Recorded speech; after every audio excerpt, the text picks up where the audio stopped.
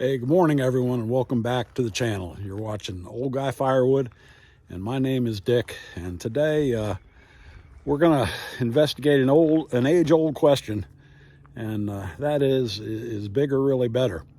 And I get a lot of questions, comments on my videos, as well as questions I see on other channels about what size saw is ideal for firewood, or I'm just starting out in the firewood business, and what size saw should I start with? And is bigger better? And we're going to take a look at that. We're going to try a couple of saws, a 50cc saw and a 70cc saw, and do some time trials and see if we can answer that question. And then at the end, I really want to get comments from all the viewers, and especially the women, since the smaller saws are a little bit lighter and easier to handle. What do they think? Is bigger better, or would they be more content with the smaller size saw that's a little bit easier to handle, a little bit lighter? So I'm looking for those comments at the end, but let me show you what we got going on here. Here are the two saws that we're going to be looking at today. Husqvarna 550 XP Mark II and the Husqvarna 572 XP. The 550 XP saw weighs about 11.5 pounds. The 572 is about 14.5 pounds, so about a 3-pound difference. And that's just the power head. That's without the bar, but that's the way most saws are measured as far as weight is the power head only. But 3-pound difference. And originally you might first thought you might say, hey, the 3 pounds is not that much, but believe me, when you're cutting for a number of hours, that 3 pounds makes a big difference, and you really feel it, and it tires you out more, and it's a little bit more difficult to handle. So we're gonna make some cuts with both of these saws, and I've got an oak log here, which is probably typical of the average firewood log. And let me measure it and see what it is here.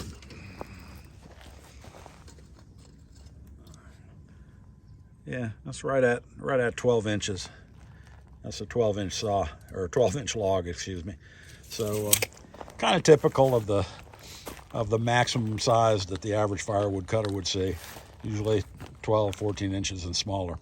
So I think that's pretty representative, and I'm gonna set it up here and get it up off the ground a little bit and put you all on a tripod, and we're going to try these two saws and see what the difference is. Okay, now before we start, just to let you know, both of these saws are fitted with 20-inch bars, and both have just been sharpened. Haven't cut with them since I sharpened them, so everything should be pretty equal, with the exception of the displacement size of the motor. So I'm going to go ahead and warm up the 550 XP first, and I'm going to make 3 cuts, and we'll time them.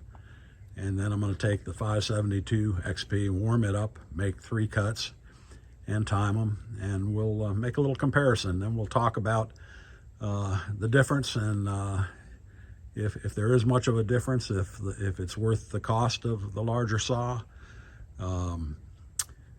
and if it's worth the extra weight of the larger saw. So let's go ahead and run our little experiment here, and we'll see how it comes out. All right, I'm going to go ahead and start this 550 XP Mark II up and let it warm up a little bit.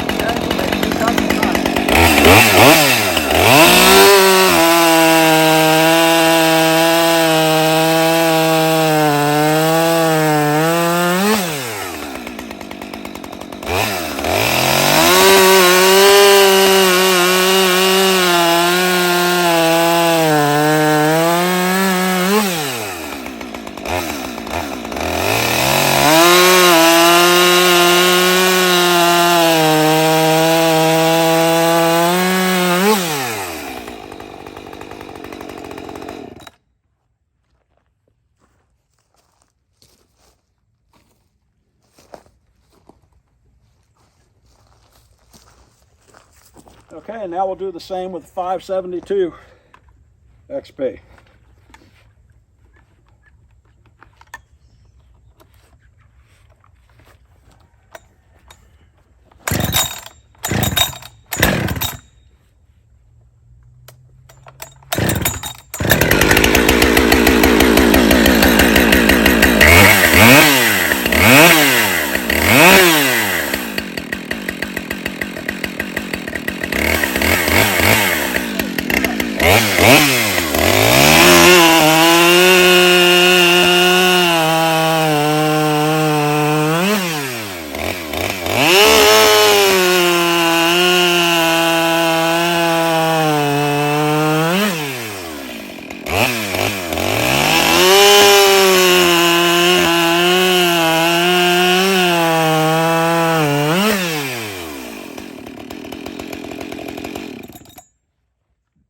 Okay, they're both cutting great.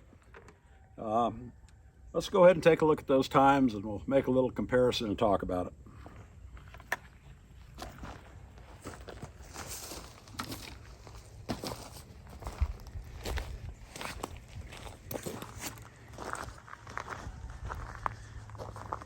Well, folks, there's the results. I made myself some notes here.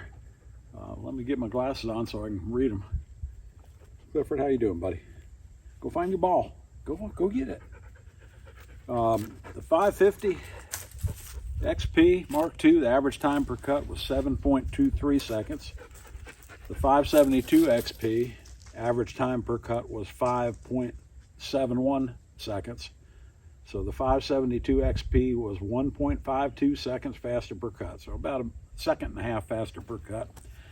Now I'm going to pull an atom from Hometown Acres on you.